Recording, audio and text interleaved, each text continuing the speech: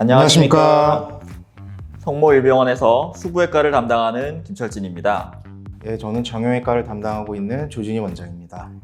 정형외과의 꽃은 항상 골절이잖아요. 가끔 뼈가 부러지는 일이 생겨요, 그죠? 주변에도 뭐 부모님뿐만 아니라 이제 할아버지, 할머니들 요즘에는 또 워낙에 스포츠 활동이 많으니까 젊은 친구분들도 이제 가끔씩 골절이 생기기도 하고 또 우리 의외로 소아골절도 많아요. 뭐 활발하게 뛰어놀다 보면 잘 다치기도 하죠. 근데 골절이 생기면 다 수술을 해야 하나요?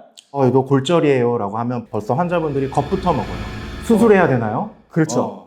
얼어붙잖아요. 그렇죠. 우선은 골절이라는 거는 무조건 수술해야 되는 거는 아니에요. 어느 정도로 심하게 골절이 있는지에 따라서 충분히 수술하지 않고 비수술적인 치료로도 잘 치유할 수 있는 그런 질환입니다. 굳이 뭐 빈도로 따지면 한 반 정도는 수술을 안 하고도 잘 나아요. 금방 간 경우도 많으니까요. 그렇죠. 근데 뼈가 항상 잘 붙으면 문제가 없죠. 잘 안 붙거나 늦게 붙거나 이러면 마음고생을 하겠죠. 자, 저희가 오늘 다뤄볼 주제가 뼈가 잘 안 붙어요인데, 뼈가 잘 붙는 걸 이제 유압이라고 하는데, 지연유압이라는 것도 있고 불유압이라는 것도 있어요. 그렇죠. 보통 뼈가 부러지고 나면 한 3개월쯤 지나면 이제 뼈가 붙는 게 좀 보여야 되는데, 3개월이 지나도 6개월 지나도 붙는 게 안 보인다라고 하면 지연유압이 됐든 불유압이 됐든 한데, 지연유압은 서서히는 붙어가는 거예요, 그죠? 조금씩은 붙는데 그게 이제 팍팍팍 붙어주면 좋은데 안 그렇다는 거예요. 뭐 추가적인 수술이 필요하거나 뭐 치료가 필요하지 않을 수도 있어요. 흔히 시간이 약이다 뭐 정도 되지 않을까 싶은데요. 근데 문제는 불유압, 뼈가 안 붙는다? 안 붙는 거죠. 예, 정형외과 의사들이 가장 무서워하죠. 아, 무서워요. 예. 저도.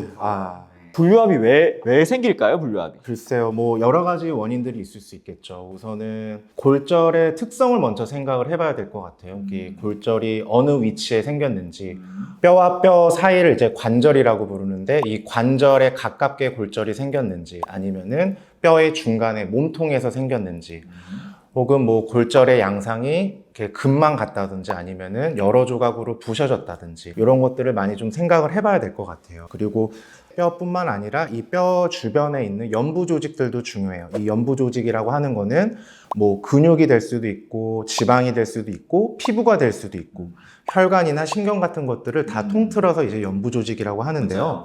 정형외과 의사들이 또 무서워하는 게 이 연부 조직 손상도 굉장히 무서워합니다. 뼈 같은 경우는 이제 바깥에는 세균하고 이제 닿지 않기 위해서 피부라는 1차 보호막이 있는데 이 피부를 뼈가 뚫고 나온다던가 아니면은 상처가 생겨서 이 세균 같은 것들이 뼈에 침투가 됐을 때를 이제 개방성 골절이라고 하는데요.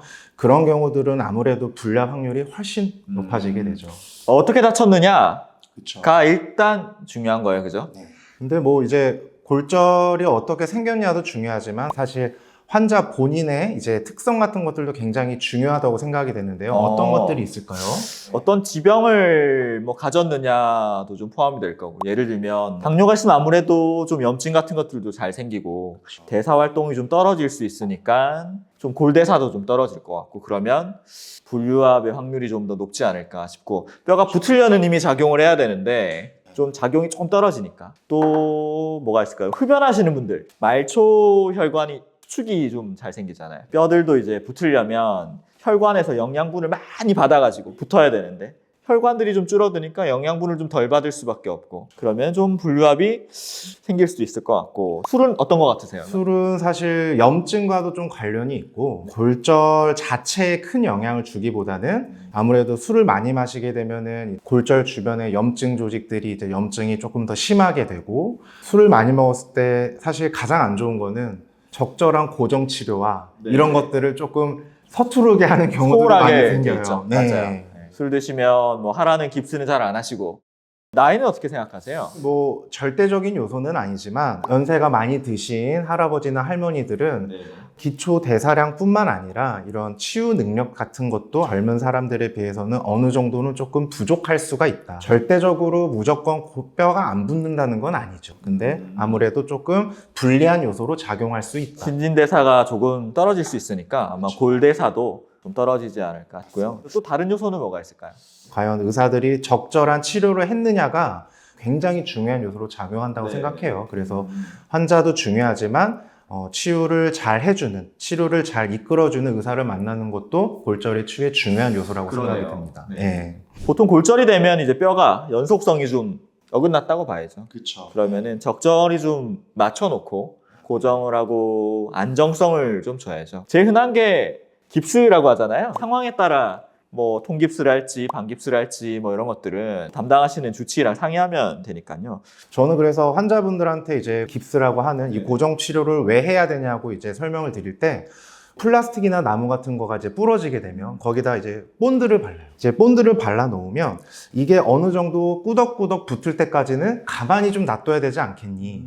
라는 식으로 설명을 드려요. 물론 수술을 했다고 해서 바로 붙을 수 있는 건 아니에요. 사실 수술이라는 거는 뼈가 붙게끔 잘 도와주는 역할을 하는 거지 뼈를 딱 뚝딱 붙여주는 건 아니기 때문에 유압이 이루어지기까지 적절한 고정과 또 그 고정을 잘 유지시켜주는 그런 치료가 필요하다고 생각이 들어요. 또 뭐 수술이든 비수술이든 연부 조직을 좀 관리를 잘 해주면 좋은 것 같아요. 그렇죠. 이런 뭐 혈액순환도 좀 잘 되게 만들어주고 또 어디 눌리는 건 없는지 다른 문제가 없는지를 좀 잘 의사 선생님들을 챙겨주고 또 환자가 잘 따라오고 하면 분류압의 확률이 좀 줄어들 거예요. 원장님의 경험을 비춰봤을 때는 이제 지연유압 같은 경우에는 보통 어떻게 치료를 하게 되시나요? 지연유압 말 그대로 뼈가 좀 늦게 붙는다는 뜻이잖아요. 특별한 문제가 생기지 않는다면 않는다면. 일단 저는 지켜봅니다. 그냥 좀 늦게 붙지만 붙어가면 되니까 그렇죠. 뭐 어떻게 가든 서울로 가면 되잖아요, 그죠? 그러고 엑스레이를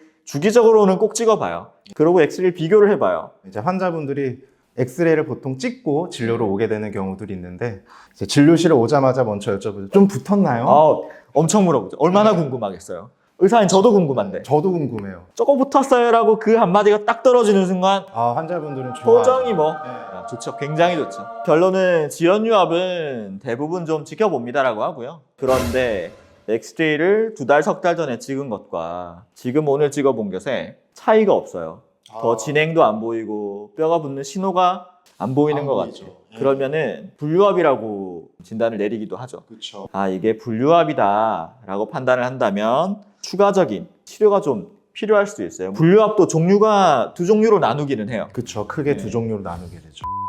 분류압과 분류압으로 나누게 되는데요. 괴사가 이루어져서 그냥 과감하게 좀 긁어냅니다. 조금 더 단단한 고정을 해준다던가 좀 수를 좀 줄여주시고 네. 반드시 금연해야 됩니다.